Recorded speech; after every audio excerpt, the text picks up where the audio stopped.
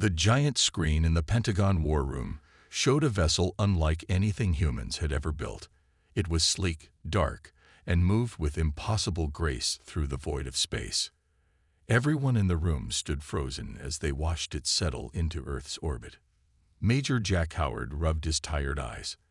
The call had come at 3 a.m., pulling him from a rare, peaceful sleep.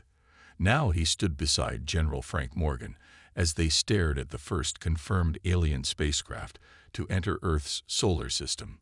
"How long has it been there?" Jack asked. "NASA spotted it passing Jupiter 4 days ago. It accelerated like nothing we've ever seen." The general's voice was steady, but Jack noticed his clenched fists. "The president is on her way. All world leaders are being notified." The room filled quickly. Military officers, scientists, and government officials poured in, their faces pale with worry. Dr. Susan Miller arrived last, clutching a tablet computer. As the nation's top xenolinguist, she had trained for this moment her entire career. Though few believed first contact would happen in their lifetime. "They're broadcasting something," a technician announced. "It's on all frequencies." The screen flickered, revealing a creature with gray skin, 6 eyes arranged in a circle, and no visible mouth. When it spoke, the sound came from somewhere beneath its neck, a series of clicks and hums that made no sense. Susan moved forward, her fingers flying across her tablet. "I need to record this. The patterns might give us something to work with." The message repeated 3 times before ending. The room remained silent until the president arrived, flanked by security. "What do we know?" she asked, her voice cutting through the tension. "They call themselves the Vraxian Collective," Susan said, surprising everyone. All eyes turned to her. There were mathematical sequences embedded in the transmission. Universal language. They included basic identification markers. "Can you communicate with them?" the president asked. Susan hesitated. Maybe, given time. But she looked nervous. The tone and structure suggest this wasn't a greeting. It had hallmarks of a demand. As if in response, the alien vessel released dozens of smaller craft that spread across Earth's orbit. One descended, hovering above New York City. The world watched through news feeds as it projected a massive image in the sky. The alien from the transmission, now speaking in broken English. "Humans of Earth, your planet is now under Vraxian protection. Your technology is primitive. Your weapons are useless. We have studied your broadcasts. We know your weaknesses. Submit to Vraxian authority or face demonstration of superior force." Social media exploded. News channels broadcast continuously. In the Pentagon, the president authorized a response. "This is the President of the United States, speaking on behalf of Earth. We welcome peaceful contact with your civilization. We invite discussion and cultural exchange." The reply came immediately. "Primitive species do not negotiate. They accept protection or face consequences. You have 1 planetary rotation to surrender leadership." Jack Howard watched the alien ships on the monitor. Something felt wrong. The ships were impressive, yes, but not overwhelming in number. If they truly wanted to conquer Earth, wouldn't they bring more firepower? In a private room later, Jack met with Director Alan Winters, the head of a program so secret only a dozen people knew it existed. "They think we're helpless," Jack said. "They've seen our public technology, our commercial spacecraft. They have no idea what we're really capable of." Alan nodded slowly. "Should we tell them?" "Not yet," Jack replied. "Let them believe we're primitive. Let them think we're scared. Meanwhile, send the activation codes." Alan pulled out a special phone and typed a 16-digit sequence. The message would travel through hidden channels to bases beneath oceans, inside mountains, on the far side of the moon, and beyond. "How long until everything is ready?" Jack asked. 24 hours, just enough time to let them think they've won." As night fell across America, citizens looked up at the alien ships with fear.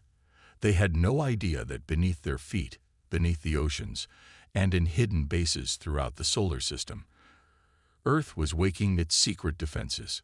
The Vraxians believed Earth was helpless. They would soon learn their mistake. The morning news showed the smoking crater where a small island in the Pacific had once been. The Vraxians had made their point. They could destroy parts of Earth without even landing troops. Panic spread across the globe as people realized this was not a hoax or a drill. In the White House Situation Room, Jack Howard watched the president address the nation. Her words were carefully chosen, speaking of cooperation and the need for calm. To anyone listening, it sounded like surrender. "The performance is convincing," Alan Winters said, standing beside Jack. His gray hair was messy from a night without sleep. "The Vraxians are buying it." On screens around the room, alien ships hovered above major cities. They had not fired again after destroying the uninhabited island. But the threat was clear. Susan Miller entered the room with new information. Their communication patterns suggest a hierarchical military structure. They expect immediate compliance from lesser species. Our apparent submission is exactly what they anticipated. "Good," Jack said. "The more predictable they are, the better." A young officer hurried in with a secure tablet. "Sir, Lieutenant Kate Bennett has arrived at Raven Base."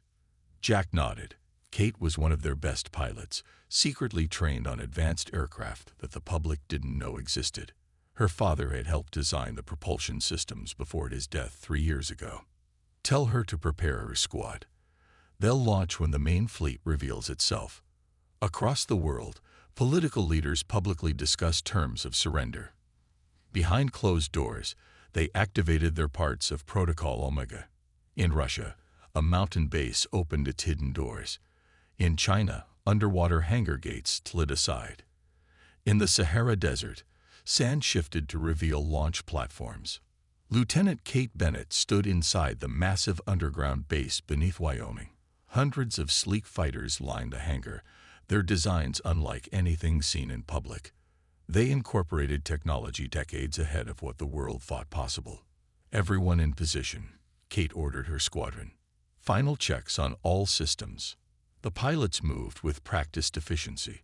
They had trained for years for this moment, always in secret, always knowing that someday Earth might face this exact threat. In orbit, the Vraxian commander Zortek watched Earth's pitiful satellites and felt contempt. Such primitive technology. Their military vessels could barely reach their own moon. This conquest would bring him great honor. "The human leaders request more time to organize their surrender," his communication officer reported. "Grant them 6 more hours," Zortek decided. "Prepare landing parties for their major population centers." Back on Earth, Alan Winters met with the Joint Chiefs in a bunker deep beneath the Rocky Mountains. "The Vraxians have agreed to delay. That gives us the time we need to finish activations." "What about civilian casualties?" a general asked. "Evacuation to the underground shelters is at 70%, Alan replied. "We can't wait for 100. The Vraxians will notice if too many people disappear." Jack Howard studied the global map showing the positions of all hidden Earth forces. Green lights blinked on one by one, as bases reported ready status. "What about the lunar batteries?" he asked. "Online and targeting," came the reply from a communication officer. "Mars fleet is also in position, waiting for the signal." Susan Miller worked with a team of linguists and programmers to finalize a virus designed to disrupt Vraxian communications. "Their language patterns create vulnerabilities in their computer systems," she explained. "When we upload this, it should create confusion in their command structure for at least 10 minutes. "That's all we need," Jack said. As evening approached, the Vraxians prepared to land their forces. They detected no significant military response, no attempt to fight back, just as expected from a species facing its superiors. In her fighter, Kate Bennett ran final checks on her weapon systems. "Wing leaders report ready," her comm officer announced. "Good," Kate replied. "Tell them to stand by for the signal." The Vraxians began their descent, confident in their victory over a helpless planet. They had no idea they were flying into a trap. 15 years earlier, Dr. Paul Rivera had been working late at NASA's radio telescope array when he detected the signal. It wasn't random space noise or a glitch in the system. It was structured, artificial, and disturbing. The message was not meant for humans to hear, but Paul had built a receiver more sensitive than any official project. He listened as alien voices discussed Earth. They spoke of resources, of primitive defenses, of eventual conquest. Paul took his discovery to his old friend, Senator Bill Gaines. In the present day, Jack Howard walked through the hidden lunar base with Alan Winters. The enormous underground complex stretched for miles beneath the moon's surface. Thousands of technicians monitored systems and prepared for battle. Hard to believe it all started with one man overhearing an alien conversation, Alan said. Jack nodded. Paul Rivera saved humanity before the invasion even began. After Paul's discovery, world leaders had secretly met in an underground bunker in Switzerland. Former enemies put aside their differences when faced with the recordings. The Terran Defense Initiative was born that day. Every major nation agreed to contribute resources and maintain absolute secrecy. The lunar batteries are at full power, a technician reported. On screens around them, massive gun turrets hidden beneath the lunar surface showed green status lights. What about Commander Lisa Chen's fleet? Jack asked. In position within the asteroid belt, 5,000 ships ready on her command. Lisa Chen stood on the bridge of her flagship, the Earth's Vengeance. From her position in the asteroid belt, she could watch the Vraxian ships without being detected. Her fleet had been built in secret factories hidden throughout the solar system. Status report, she ordered. All ships combat ready, Commander. Weapons hot, shields at maximum. Lisa thought back to her recruitment 8 years ago. She had been a submarine captain then, chosen for her tactical skill and ability to manage crews in isolated conditions. When they first showed her the space fleet, she had been speechless. The Earth presents such a primitive face to the galaxy, her trainer had told her. Meanwhile, we build our true strength in secret. Now that strength was about to be revealed. On Earth, in an underground base beneath the Pacific Ocean, engineers put final touches on weapon systems that would soon emerge from the waves. Similar preparations happened in bases hidden in mountains, deserts, and deep forests around the world. The Vraxians remained unaware. Their scans showed only what humans wanted them to see: outdated military bases, primitive nuclear weapons, and conventional armies scrambling in confusion. In the Oval Office, the president prepared to address the nation again. Her speech would announce terms of surrender, but contained coded phrases that would alert those in the know that the counterattack was imminent. Back on the moon base, Jack Howard received a message from Dr. Susan Miller. The translation virus is ready, she reported. We can disrupt their communications whenever you give the word. Good work, Jack said. Be ready to deploy on my signal. In their ships, the Vraxians prepared landing parties. They wore minimal protection, not expecting serious resistance. Their weapons were set to stun. The humans would be more useful alive as workers. Commander Zortek felt satisfied as he reviewed the invasion plan. Soon Earth would join the list of planets under Vraxian control. His superiors would reward him greatly for such an easy conquest. Deep beneath Wyoming, Lieutenant Kate Bennett received the coded alert. Her pilots rushed to their advanced fighters, specially designed with technology reverse-engineered from a crashed alien scout ship found in Arizona years earlier. Remember your training, Kate told her squadron. We've practiced against these exact ship designs for years. We know their weaknesses better than they do. In a base on Mars, hidden beneath the red sands, 10,000 warships powered up their engines. Their commanders received the same coded message: Chimera protocol activated. The trap was set. Earth's hidden fleet was ready. The Vraxians thought they faced a helpless planet. They were about to learn how wrong they were. The president finished her broadcast. To the world, and more importantly to the Vraxians, it sounded like complete surrender. She announced that Earth would accept Vraxian rule and asked citizens to remain calm and cooperative when the aliens arrived. Hidden in her words were the final activation codes for military leaders watching around the globe. Jack Howard moved quickly through the Pentagon's secret underground levels. Soldiers and technicians rushed to battle stations. The actual Pentagon building above was mostly empty, its staff evacuated through secret tunnels. "All defense systems report ready," Alan Winters said, meeting Jack at the command center door. "Civilian evacuation is at 85%. We can't move more without the Vraxians noticing." Jack nodded. "We need to time this perfectly. The moment their landing ships enter the atmosphere, we strike." On screens around them, Vraxian vessels began to move toward Earth. They arranged themselves in formation above major cities: New York, Beijing, Moscow, London, Tokyo. Dr. Susan Miller hurried into the room. "I finished my work with their communications. We found a pattern in their language that creates a vulnerability in their systems."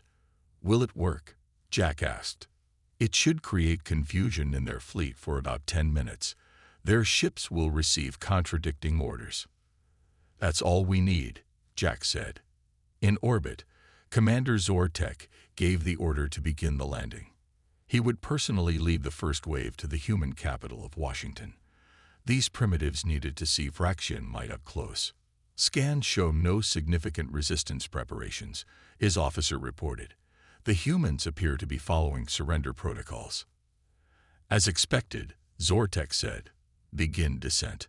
Hundreds of Vraxian landing craft entered Earth's atmosphere. They moved with confidence, shields minimal to conserve power. Why waste energy when the humans had nothing that could harm them? Dr. Susan Miller pressed a button, sending her virus into the Vraxian communication network. On the screens, the alien ships suddenly faltered, their neat formations becoming chaotic as contradicting orders spread through their ranks. "Now," Jack Howard said into his secure communicator. Around the world, the hidden defenses of Earth revealed themselves. In the Pacific Ocean, massive platforms rose from the depths, bristling with advanced weapons. In the Sahara Desert, the sands shifted as launch bays opened. In the Rocky Mountains, the sides of cliffs slid apart to reveal missile arrays. Lieutenant Kate Bennett's voice came through the command center speakers. "Wyoming Squadron Airborne, engaging enemy craft over the Midwest." On the screens, the first wave of Earth's hidden fighters rose to meet the confused Vraxian landing craft. The aliens had expected primitive jets. Instead, they faced advanced spacecraft with weapons that cut through their shields. "Mars fleet launching," reported another officer. "Commander Lisa Chen's asteroid belt forces are moving into position." Jack watched as green dots representing Earth forces began to appear on the tactical displays. They were everywhere, rising from the oceans, launching from hidden mountain bases, emerging from underground facilities. In space, Commander Zortek stared in disbelief at his sensor readings. "Where are these ships coming from? How did we not detect them?" His questions went unanswered as Earth's forces engaged the surprised Vraxian fleet. The human vessels displayed technology far beyond what the Vraxians had believed possible. In Washington, the first Vraxian landing ships approached the White House lawn, expecting to find human leaders waiting to surrender. Instead, the ground beneath the White House opened, revealing a massive defense platform that rose into the air. Its weapons locked onto the incoming ships and fired.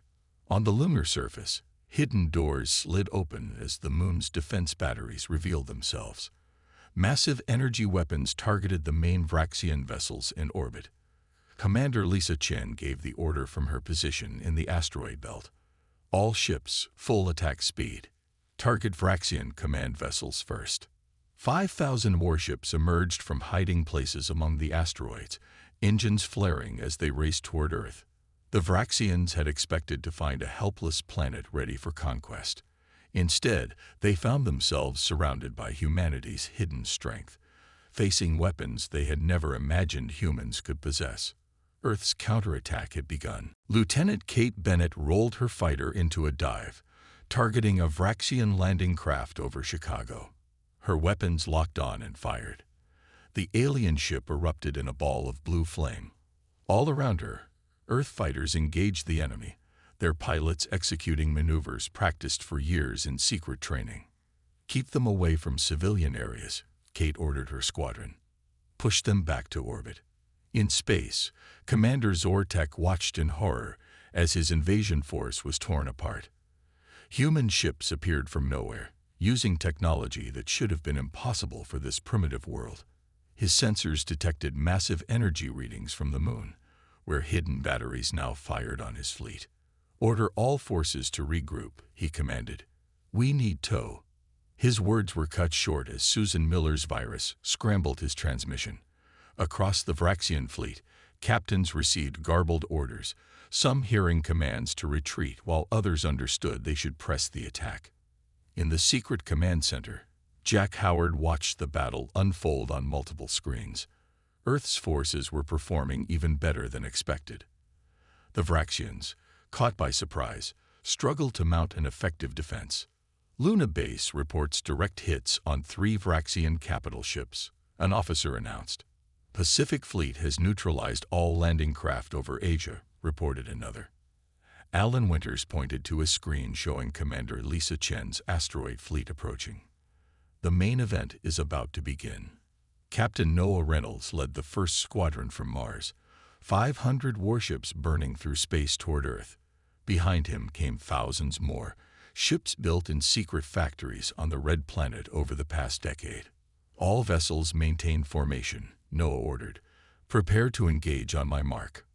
On Earth, people emerged from shelters to see the sky filled with battles. Vraxian ships fell burning through the atmosphere while Earth fighters soared upward to join the fight in orbit. News cameras captured footage of massive platforms rising from the oceans, their weapons firing into space. The anchors who had been reporting on Earth's surrender hours earlier now struggled to explain what they were seeing. Commander Zortek's flagship rocked as another hit penetrated their shields. "How is this possible?" he demanded. "Their technology is decades beyond what our scouts reported." His science officer looked pale. "They deceived us. They must have been hiding their true capabilities for years." In Washington, the president addressed the nation from a secure bunker.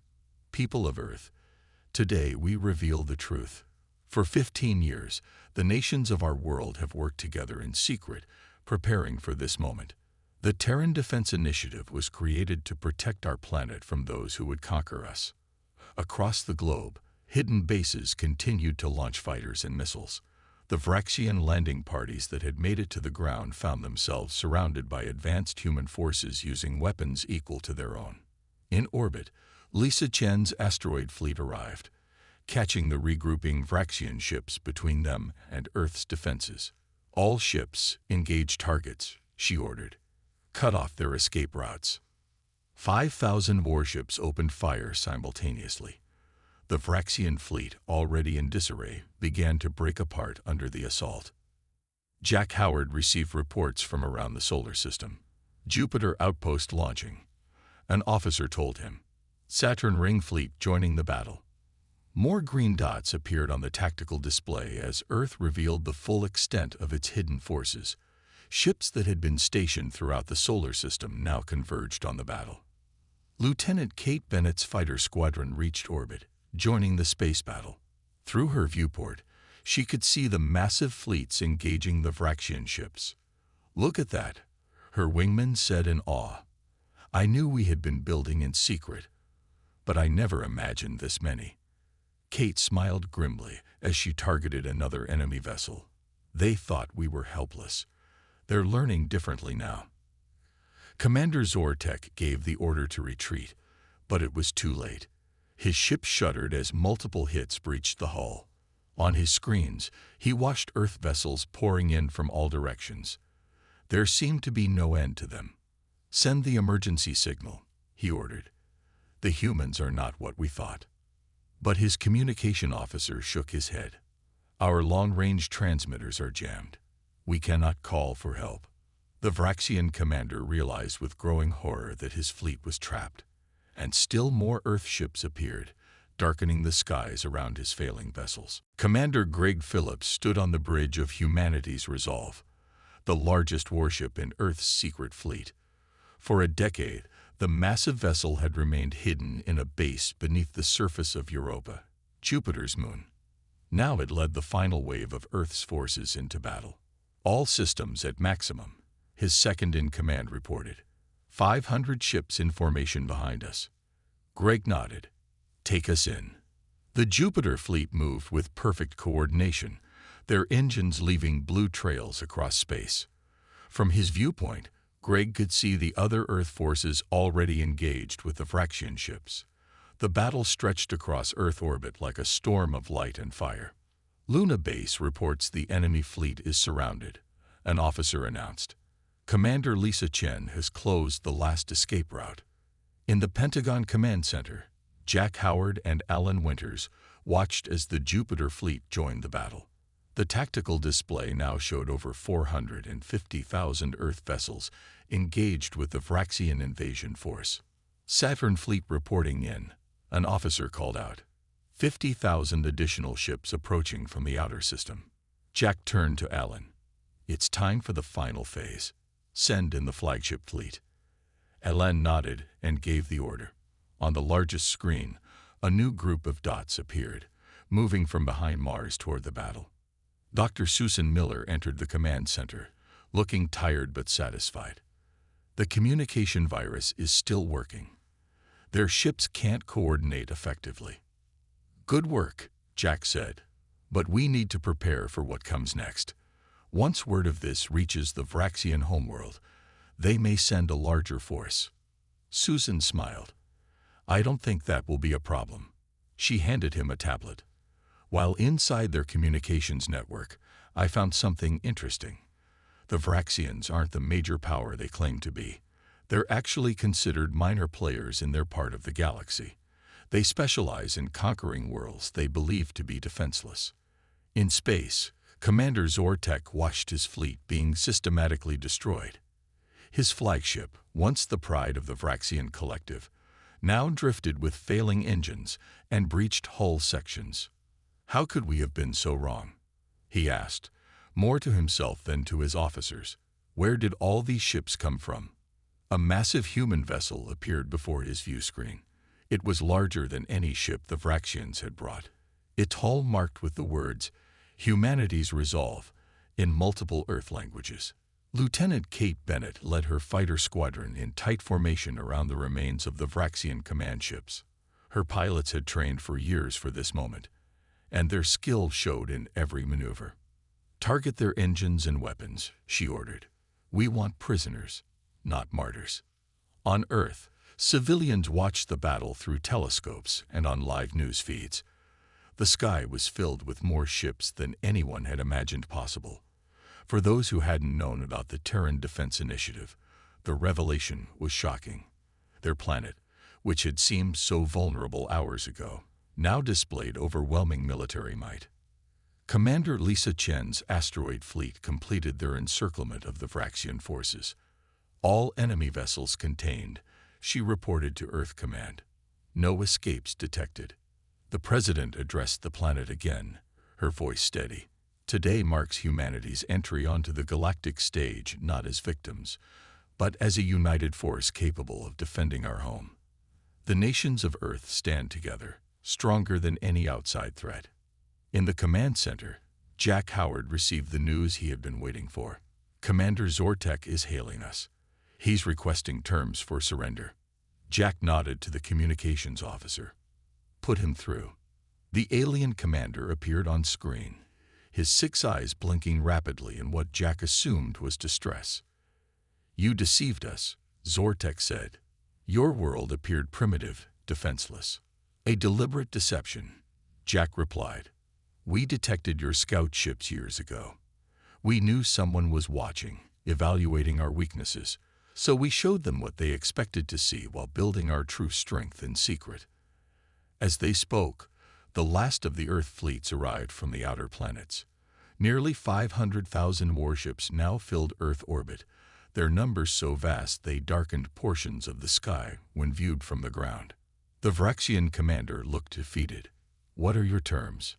Jack leaned forward.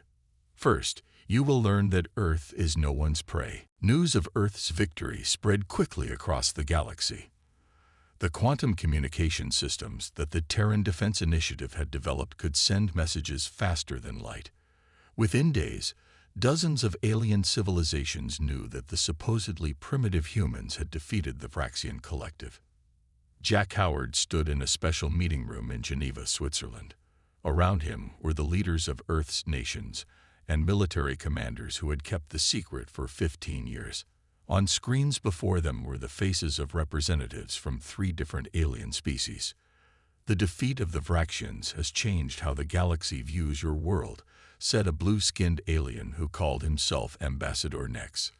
Many were watching to see if humanity would survive their test. Their test? The president asked. You knew they were coming. The alien nodded. The Vraxians serve a purpose in galactic politics. They test emerging worlds. Those who cannot defend themselves are deemed unready for contact with the wider community of civilizations. Susan Miller stepped forward. You used them to evaluate us. Yes, said another alien, this one with features like an insect. What we did not expect was your level of preparation. No other world has ever mobilized such a force in secret. Alan Winters smiled grimly. We're good at keeping secrets when we need to. After the meeting, Jack walked with Lisa Chen through the United Nations building. Her fleet had returned from space to a hero's welcome. So what happens now? Lisa asked. The galaxy knows we exist, and they know we're stronger than anyone suspected. That's both good and bad, Jack replied.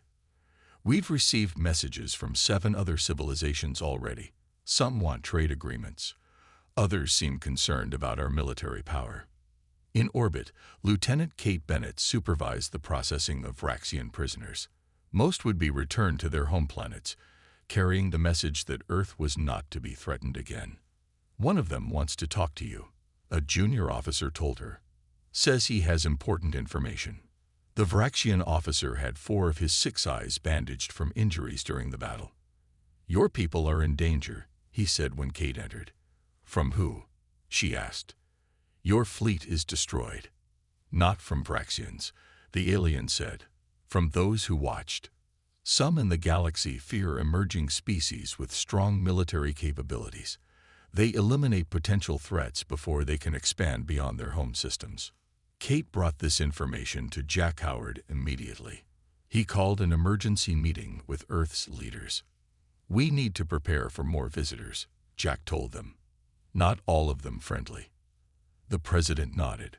Then it's time for the next phase. Reveal the rest of our capabilities. For 2 weeks, Earth was busy with diplomatic activity. 17 alien delegations arrived to establish formal contact. They were surprised to find humans already familiar with basic concepts of interstellar politics and trade. Commander Greg Phillips led the first official Earth delegation to visit another star system. His massive flagship, Humanity's Resolve, traveled with an escort of 100 warships. It was both a diplomatic mission and a show of strength. The Vraxian collective faced internal rebellion after news of their defeat spread. 3 planets under their control declared independence, inspired by Earth's resistance. In her laboratory, Susan Miller worked with alien language specialists to improve Earth's translation systems. During her research, she discovered something unexpected. There have been aliens living among us, she told Jack when she found him in the Pentagon's new Interstellar Affairs office. At least 30 different individuals from various species, watching humanity for decades. Jack wasn't as surprised as she expected. We suspected as much. A few came forward after the battle. Why didn't they contact us officially? Susan asked. They were evaluating us, Jack said, just like the Vraxians, but more subtly, testing whether we were ready to join the galactic community. On the edge of the solar system, new defense platforms were being built. Earth had revealed much of its strength, but not all. Some capabilities remained secret, hidden reserves in case new threats emerged. The stars, once seeming so distant and unreachable, now represented both opportunity and danger. Humanity had announced its presence to the galaxy in the most dramatic way possible. There was no going back. 1 year after the Vraxian attack, Earth had changed in ways few could have imagined. The skies above major cities now featured regular traffic from ships of various designs, some human and others from 12 allied alien civilizations. Jack Howard stood on the observation deck of the new International Space Station. Unlike its predecessor, this massive structure could house 10,000 people and served as Earth's primary diplomatic center for interstellar relations. "Quite a view," said Alan Winters, joining him at the window. Below them, Earth looked peaceful, the lights of cities visible on the night side. "Hard to believe it's only been a year," Jack replied. "Sometimes I miss the days when all this was still a secret." Alan laughed.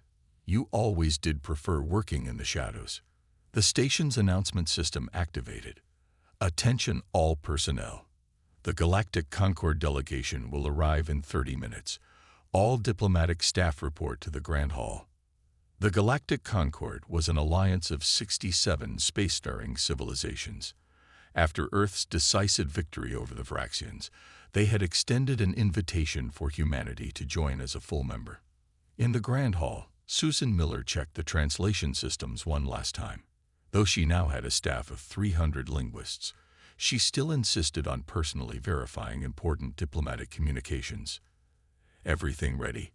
asked the President, who had arrived on the station the previous day. "Yes, Madam President," Susan replied. "The translation matrix is operating at 99% accuracy for all 12 Concord languages." Lieutenant Kate Bennett, now promoted to commander, entered the hall with her security team. After the battle, she had been appointed head of the station's defense forces. "The honor guard is assembled," she reported, "and our fleet is in position." Outside the station, 500 Earth warships formed a ceremonial pattern. They represented just a fraction of humanity's space forces, which continued to grow despite the new era of peace. On Mars, the first official Earth colony celebrated its public opening. Though the base had existed in secret for years, it now welcomed civilian settlers. Governor Pat Rogers cut the ribbon on a habitat dome large enough to house 50,000 people. "Today marks a new chapter for humanity," he announced to the assembled crowd and the billions watching via broadcast, "not just as defenders of Earth, but as explorers of the stars." Commander Greg Phillips watched the ceremony from his flagship, now in orbit around a distant star system. His exploration fleet had mapped 17 new planets, 3 of which could potentially support human life. "Message from Earth Command," his communications officer reported. "The Concord delegation has arrived. The treaty signing will begin in 1 hour." Back on the space station, the Grand Hall filled with representatives from Earth and the alien delegations. The massive doors opened to admit the Galactic Concord's 7 ambassadors, each from a different species. The lead ambassador, a tall being with silver skin, approached the center of the hall. "People of Earth," the translator conveyed their words, "1 year ago, your world was unknown to most of the galaxy. Today, you stand as equals among the stars." The President stepped forward. "We are honored to join the Concord and look forward to peaceful cooperation with all civilizations who share our values of freedom and respect." As they spoke, Alan Winters received a priority message on his secure tablet. He quietly showed it to Jack Howard. "The outer system sensors have detected a large fleet approaching from deep space," it read. "Not Vraxian. Unknown configuration. Estimated arrival 6 days." Jack nodded slightly. Earth would face new challenges, perhaps even greater threats than the Vraxians, but humanity was ready. The solar system now bristled with defenses far beyond what had been revealed in the first battle. Shipyards throughout the asteroid belt produced new vessels daily. Research teams worked with allied alien scientists to develop technologies once thought impossible. The treaty signing proceeded, marking Earth's official entry into galactic politics. As the documents were exchanged, the station's windows offered a view of Earth's home fleet in formation around the station. 500,000 warships, their hulls gleaming in the sunlight, a silent reminder to all who might threaten humanity's future. They had believed Earth was helpless. They had been wrong. And now, the entire galaxy knew that humans would never be underestimated again.